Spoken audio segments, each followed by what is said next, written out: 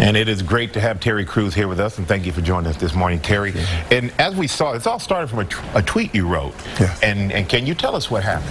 First of all, you know, back in February 2016, I was assaulted by Adam Bennett, who is the head of the motion picture department at William Morris Endeavor, one of the biggest agencies in the world, period. And what was wild is that my wife and I were at an event with Adam Sandler, and you know, the thing is, he's also Adam Sandler's agent, he's Sylvester Stallone's agent, he's Eddie Murphy's agent, and you know, he's connected to, you know, probably everyone I know in the business.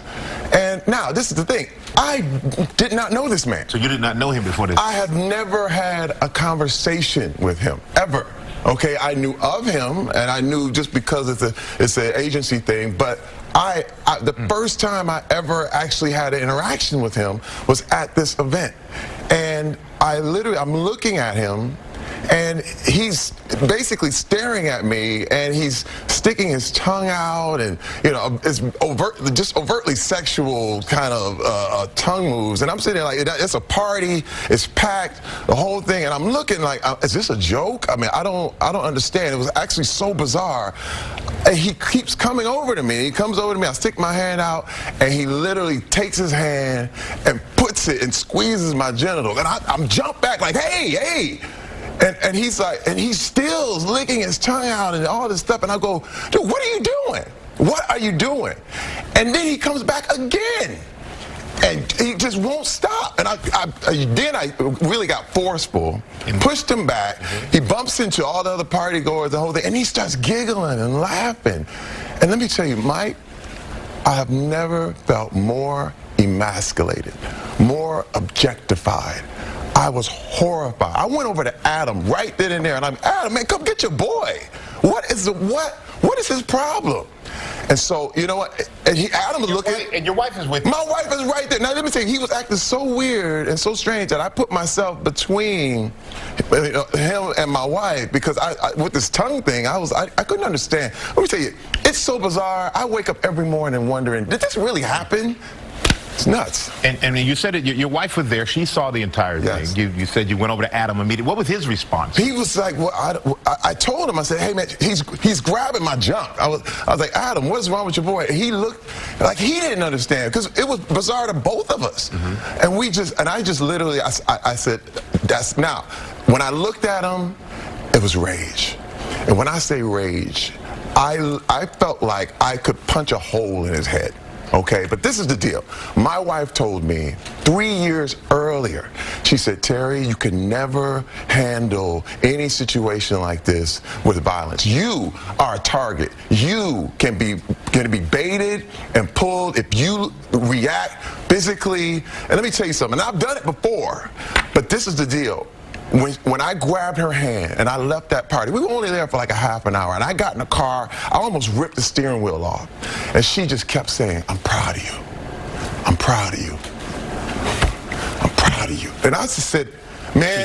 She calmed you down with that. She calmed me down because she was the one who told me that this kind of thing would happen, and that you could be baited. And this is the thing, if I would have just retaliated in defense, I would be under the jail right now. And that's one thing I knew, that being a large African-American man in America, I would immediately be seen as a thug. But I'm not a thug. Because a lot of people would say, if that happened to me, the first thing I would do is I would strike back at somebody. But you chose not to do that. Well, it literally, my wife had me prepared. This is so beautiful about it, because she had me prepared. She knew something like this could happen, and man, and when it did, she was just right there for me. She's right there with me, and she saw the whole thing. And then last week, we saw it in the piece, but you filed a police report last week. Yes. So what do you hope comes of this?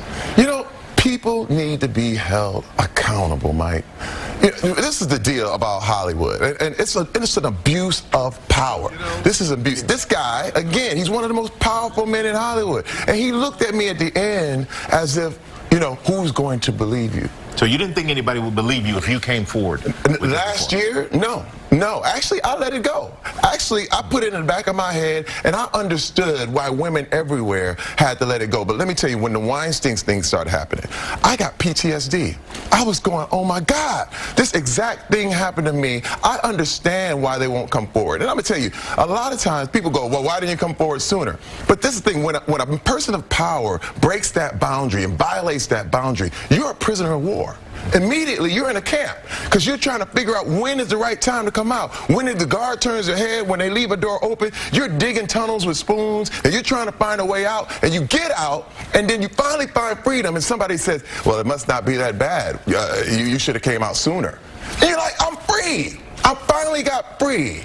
And this is the thing that a lot of people just don't understand, and they end up blaming the victim. And I have totally said, I will not be shamed. I will not be shamed. I did nothing wrong. Nothing. And the whole deal is people are like, well, why did you do this? Why did you do that? You know what? Why don't you ask what he's doing? Why isn't Adam Bennett sitting here right now explaining his side? Good question.